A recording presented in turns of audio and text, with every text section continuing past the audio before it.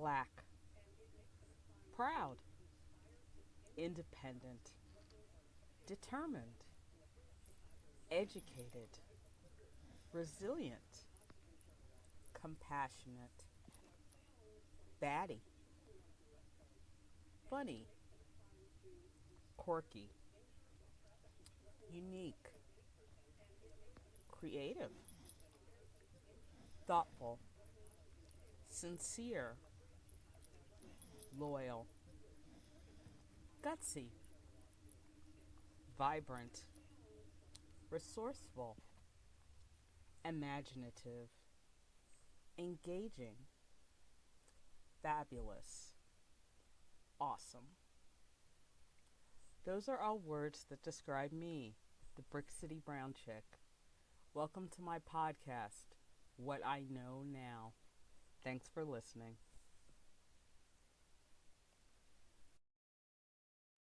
You say you're going to burn before you mellow. I'll be the one to burn you. Why'd you have to go and pick me when you knew that we were different completely? Welcome back, everyone. This is What I Know Now. I am your host, Brick City Brown Chick, and this is episode 14, The One That Got Away. First things first, I did change my hair. It was time to do something a little different. This will be around for probably half a dozen episodes or so, and then it'll be on to something different. I'm looking forward to the next iteration. I'm doing something I've never done before with my hair, something really special to celebrate my mom's 90th birthday. The party's coming up in about a month and a half or so. So that's going to be cool. So look out for the new mom-inspired hairstyle in a few weeks. The quote from the beginning of the episode is from the 2000 No Doubt song, Ex-Girlfriend. And that is what we are talking about today. Exes and the one that got away. We all have one of these, don't we? At least one. I have one. I know a couple of people who've had 2 or 3. You feel like you found your person and that you're going to be together forever.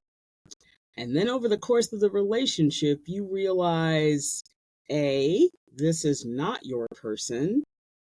B, you're not meant to be together. And usually C, you really never want to see this person again. But while you were in it, you felt like they were the right person. I'm going to tell this story from my mother's history. She told it to me years ago, and I've always found it very funny. As I've said in earlier episodes, my mother is the oldest of 10 kids, and my grandparents were sharecroppers. Still don't know what that one is. Please Google it. So she grew up in rural North Carolina picking tobacco because that was the crop that they had. So she did go to school. There's a popular myth that kids in poor Black Southern states during Jim Crow didn't go to school. She and all her siblings did go to school. But before school and after school and on the weekends, they had chores related to the farm.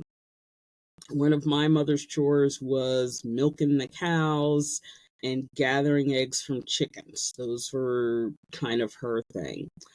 And if you spend your life doing that from the time you are a very, very young child into your teens, and you realize that farming is not your thing, you want out.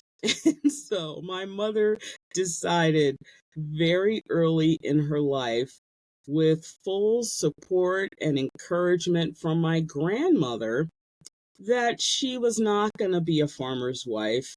She was not going to live on a farm. That was not going to be the way her future was laid out. So she decided really early in her life that she wanted to go to college.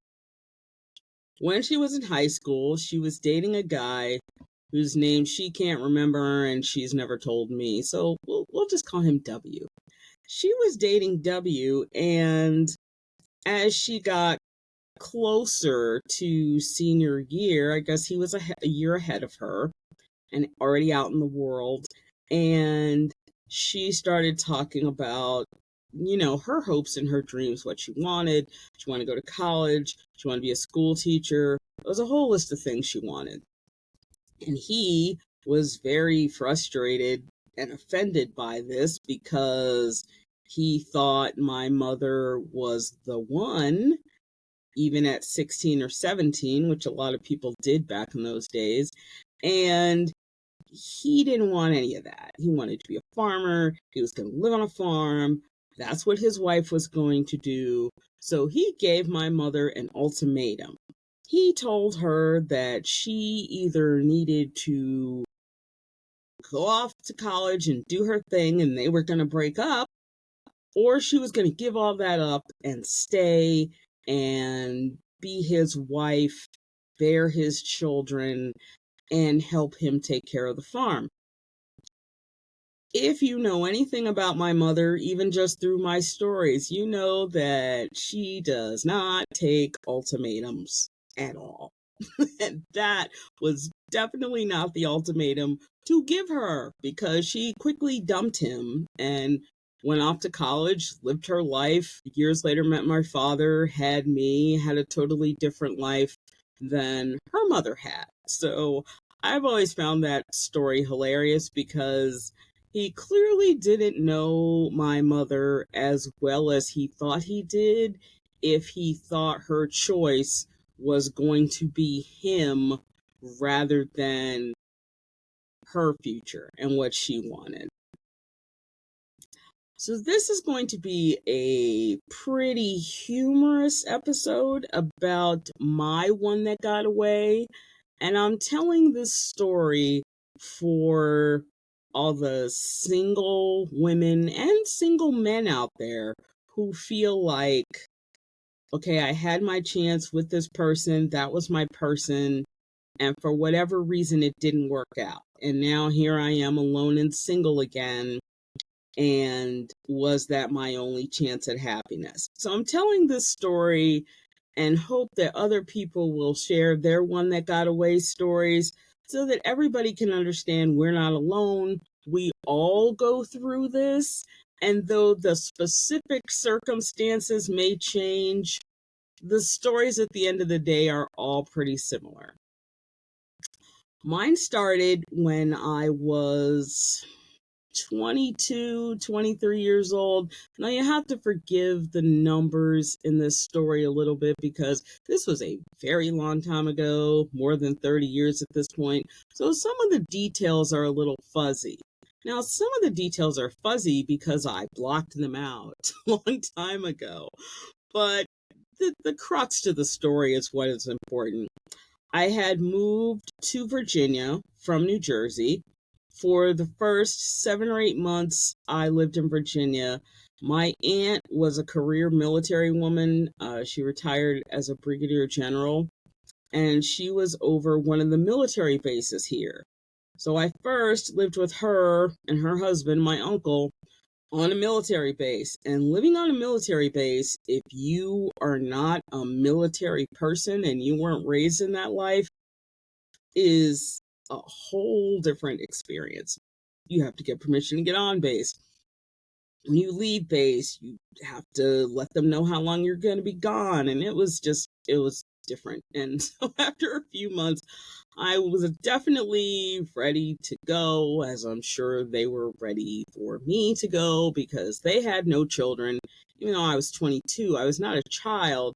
But having that other person in your house when you're not used to that and you're used to your routine is a whole lot. So I thanked them profusely and got my own apartment. So once I got my own apartment, I started to hang out with a friend of mine who we'd gone to college together. She was a year ahead of me. So she'd already been out in the world and doing her thing. And so she had introduced me to some of her friends, and we would go to dinners and hang out and things like that until I found sort of my own group of friends and my own tribe, I guess we'll call it. Her group of friends, a lot of them were her coworkers.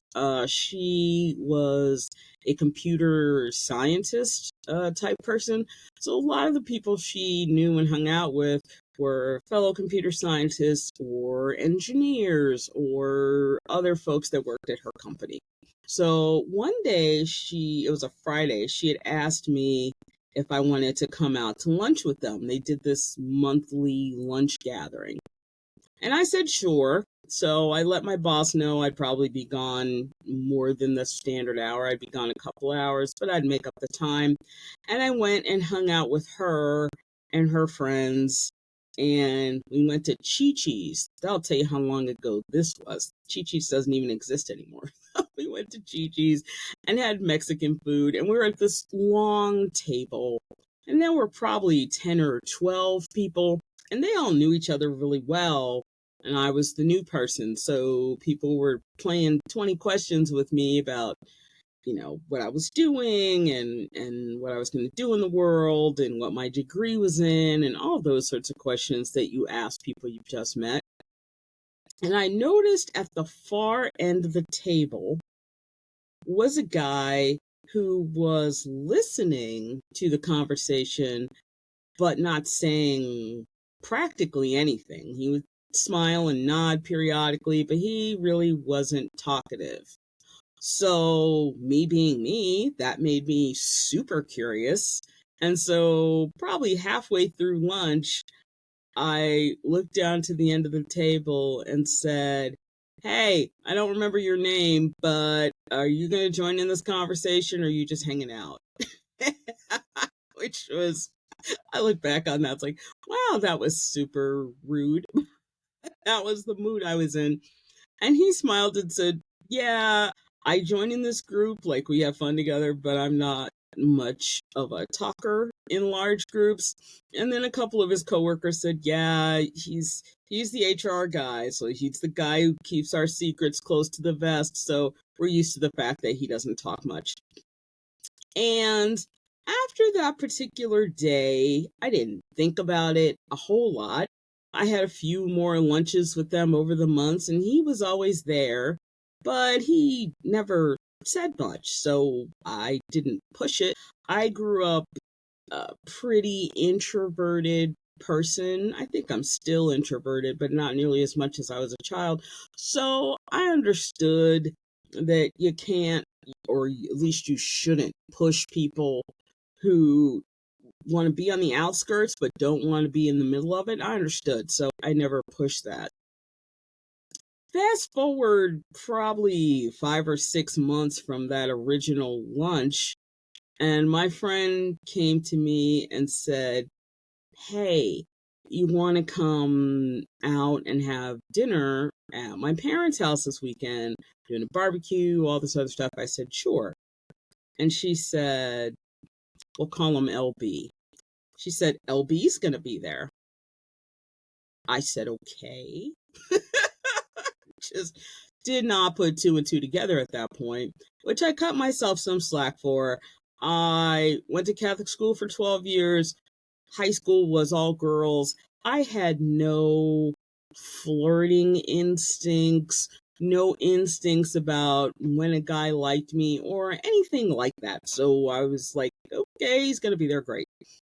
And so I went to this barbecue and he got there late and he bought some food for the party. And I was, off to the side talking to a couple of people. And he walked up to me and said, "Hey, good to see you again." And I was like, "Hey, how are you?" And the two women I had been talking to at some point in the conversation drifted off, and it just became a conversation between he and I. And that was the first conversation where he was sort of open and willing to talk about himself. And so I found out he had grown up on a farm. His parents were not sharecroppers. He was white. Let me clarify that. That'll help the story make more sense. He was white and he grew up on a farm and he loved farming. It was his passion. He went to school and got his degree in HR so that he could have a day job, so that he could have a steady income. But if it were up to him, he would be a full-time farmer. And I thought that was fascinating because my background with my mother and my uncles and aunts of people who grew up on a farm and couldn't stand it, this was a different perspective. And so we spent a lot of time at that party talking to each other and getting to know each other.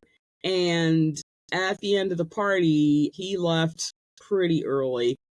And I was talking to my friend, and she said, "So, what's the deal with the two of you?" And I said, "What do you mean, what's the deal?" And she said, "You really don't get or pick up that he likes you?"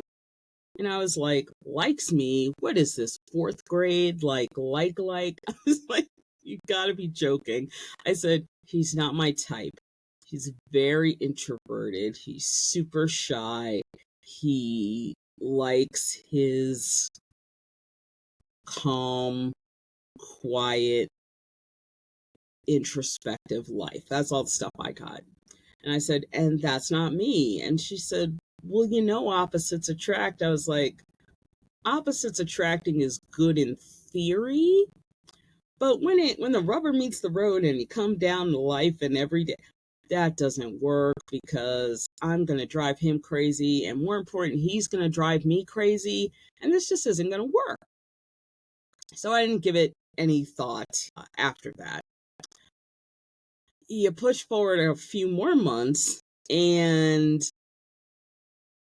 she and I had lunch together. And at some point during the lunch, she just disappeared, like said she had a work obligation or something. And it ended up being he and I at lunch. And okay, that I knew was a setup. When she said she had to go, I was just like, are you really doing this to me? You're really going to do this? Okay. So he and I finished lunch, and he said, since talking to you at the party, like I've really wanted to, talk to you, be able to hang out with you, get to know you. So can we exchange numbers? And I suppose that should have been the seed right there that said, oh yeah, she's right. He really does like you. But I just chalked it up to, okay, people you gel with and connect with are hard to find. So sure, fine. So we exchanged numbers. And from that point on, we would go out periodically. Now, I don't mean anything like on a regular basis. We didn't see each other weekly. We didn't even see each other monthly, probably. Like every 6 to 8 weeks, either he would call me or I would call him, and we'd have dinner or we'd go to the movies, or that's pretty much what we did. We went to dinner and movies, and sometimes both. And, periodically my friend would call and go, "Okay, so are you dating? Like, what are you doing?" I'm like, "We're not dating. We're just friends." And she's like, "Okay, you're telling me you're doing this When Harry Met Sally thing?" If you don't understand the When Harry Met Sally reference, Google it and also watch the movie. It's a great movie. It's one of my all-time favorites. Watch When Harry Met Sally. But I never looked at that initially as dating. Like we were friends. We were just hanging out. All right, a few months later, we'd gone to dinner or movie or something, and my car was in the shop. So he took me home and kissed me goodnight.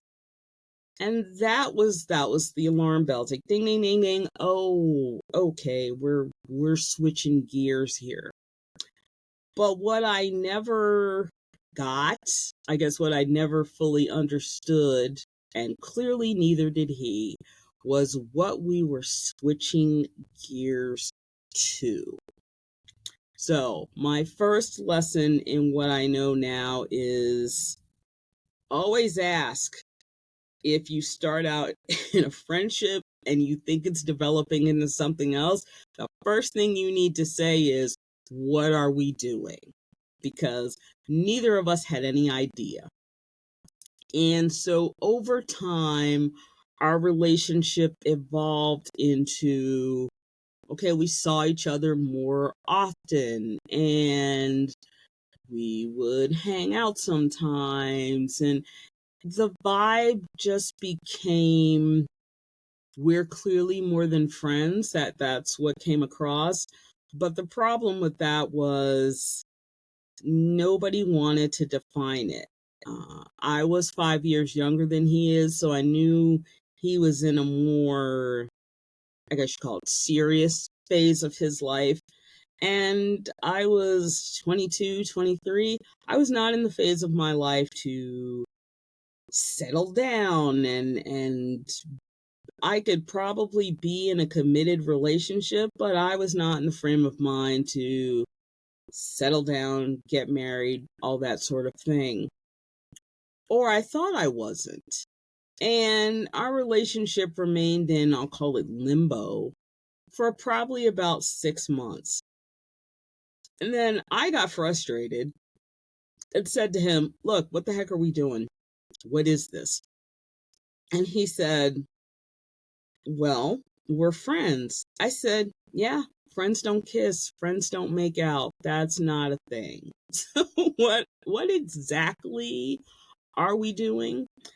And it was after that conversation that I called him one day, probably a couple days later, and said, okay, listen, since you don't want to be the person to do this, I will be the person to do this. We're dating. That is what's going on. That's what we're doing. Let's just move forward. Okay, second thing of what I know now. If you, as the woman, have to define what the relationship is, that's not what he wants the relationship to be. So that's another thing I learned through that situation. And so we started dating. And so dating meant we spent more time together. Now we got together every weekend. Like Friday was dinner, Saturday was the movie, Sunday was like mystery day. Like we'd find, festivals to go to or things to hang out at, that sort of thing. And the more interested and curious, I suppose, I got with him, the more he pulled away from me. Now, that would be the third thing of what I know now is when you lean in and a man leans away, take that for what it means. It means it's not the relationship he wants. It's moving too fast. He's all freaked out, whatever you want to call it. But if you lean in and he backs up, it's time to go. I did not understand that at 22, 23. So I kept leaning in and he kept pulling back. He did not pull back entirely, obviously, but that's kind of the dance we were doing. I would get to points where I would decide, you know what, this is not working. I am not going to continue to waste my time. And it was always at those moments where he would do something sweet. Here's a prime example from this that people are going to go, you thought that was sweet, really? One particular weekend, he was going out to the Midwest with his two younger brothers. Their responsibility was to get some new sheep, pigs, goats, some combination of that, for their parents' farm. They needed new blood, they needed new animals. So it was their job to go out, go to these auctions and sales and pick new animals and bring them back to their parents' farm. So they were going to be gone Thursday, Friday, Saturday, coming back on Sunday, and then Sunday evening he was going to come over and we were going to have dinner. Okay, that is what happened. But what he said while we were having dinner was he was thinking about me while he was on the road trip with his brothers, and he was going to bring me back a piglet, a live, actual baby pig, like to let me know he had been thinking of me. Now, everybody I've told this story to in the years since are like, that's what you thought was a sign. And over the few years after it happened, I always thought, what would my life have been like had I ended up with, we're not talking about a Vietnamese potbelly pig. We're talking about an animal that was going to grow up to be a farm pig. So an animal that would end up being 200 to 300 pounds. So over the years since, I thought, what would my life have been like? What would it have like being trying to find an apartment with a pet pig? It was just, but I thought that was sweet because I understood that for him, that's how he thought, and that was a big deal. He was not a candy, flowers, romantic notes kind of guy. He was just super practical, and he thought that was practical. Okay, that probably should have been the sign of the beginning of the end. And it was in a lot of ways, because probably a couple of weeks after that dinner, he called me at work in the middle of my workday, which he literally had never, ever done. He had my work phone number, but he had never called me at work ever. So that was super weird. And he said, I need to send you something. Can I send it to your office? And I was like, send it? What do you mean? And he said, oh, this is the days before email, people, so that's what this is. He said, can I fax it to you?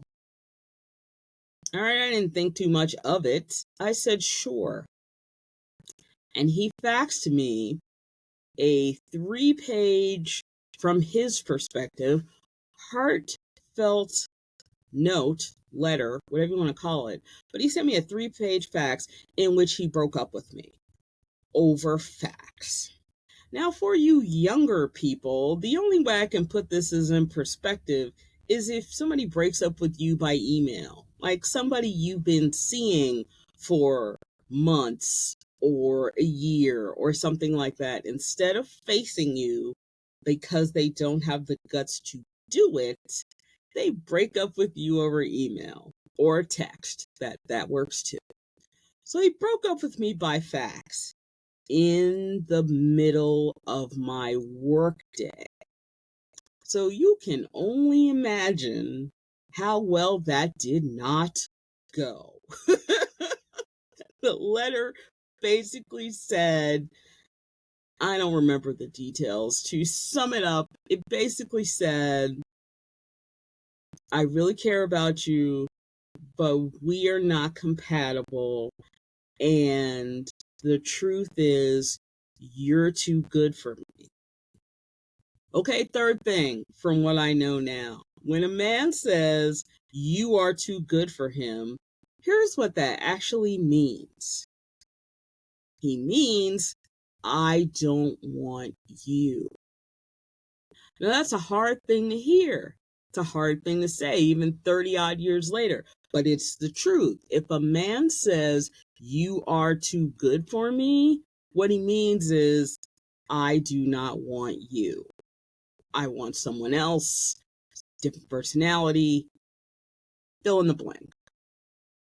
But at 23, I did not get that he was saying he didn't want me. All I heard was he said this wasn't going to work.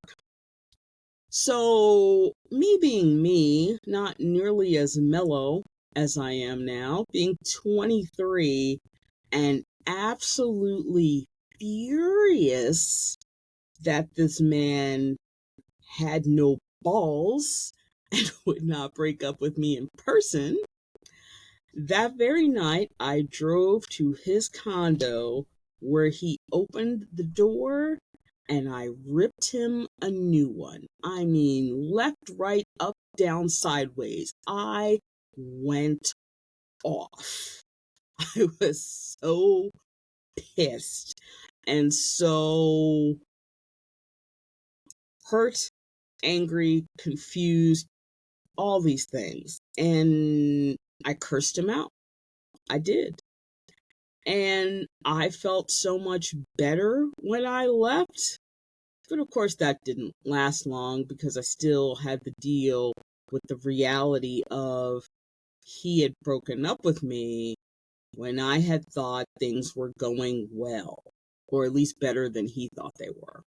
And so I sat with that for probably 3 or 4 months before I said, okay, you got to stop being sad and depressed and my friends giving me their other fish in the sea speeches and all that.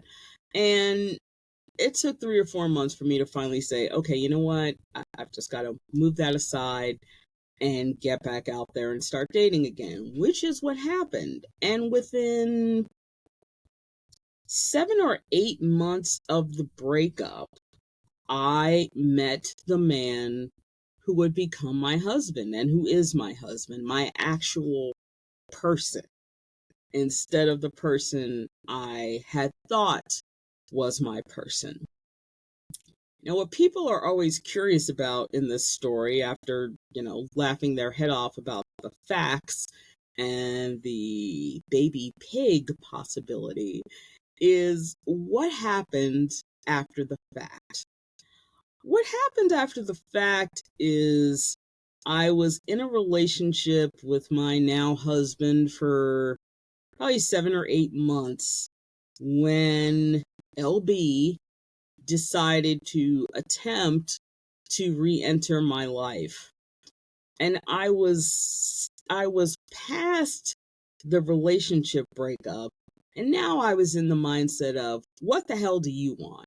Like, honestly, I am happy. I am living a good life.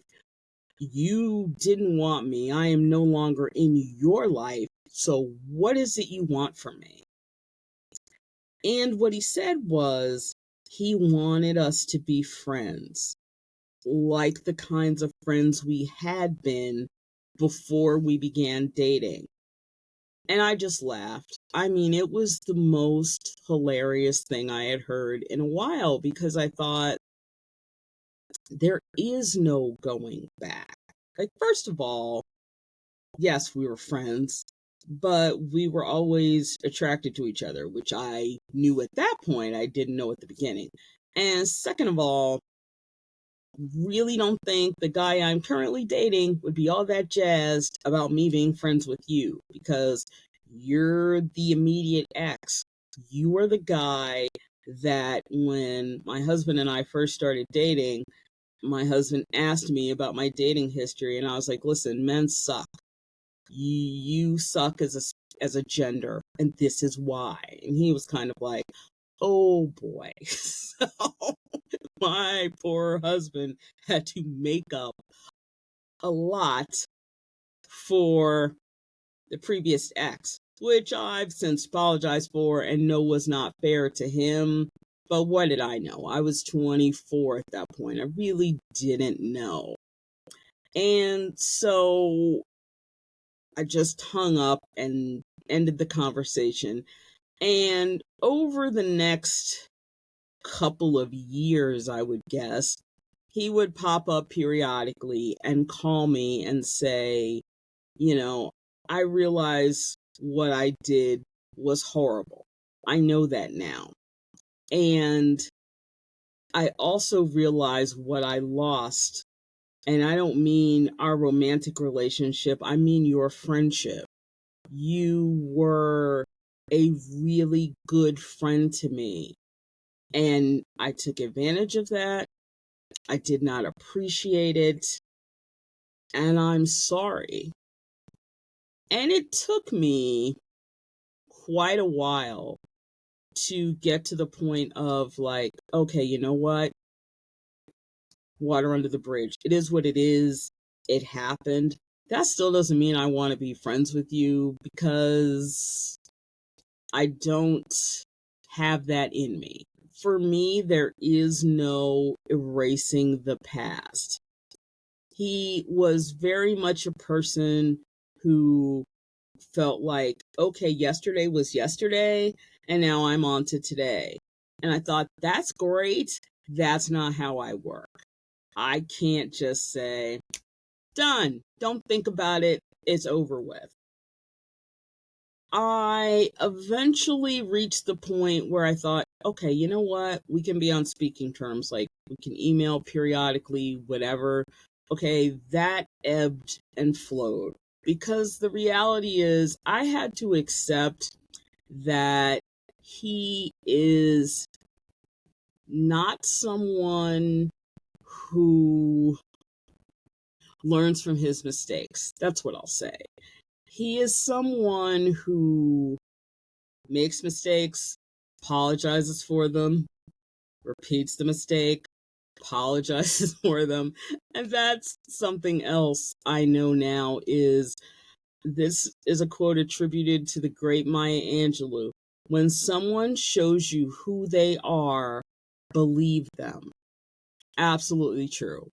I had seen over the course of our friendship and our relationship and our post relationship that he would be all apologetic for something he'd done, and then give it 2 weeks or a month or 3 months or whatever, and he'd turn around and do it again and then apologize. So it was just not a healthy relationship for either of us, because it just turned into this dance of, he would do stuff and apologize and I would forgive him, and then he would do stuff and apologize and I would forgive. It just went round and round and round. So I really had to get to a point where I just said, okay, you know what? I'm walking away from this entirely, because this is not healthy for me. And at this point in my life, all I want is things that are healthy and positive.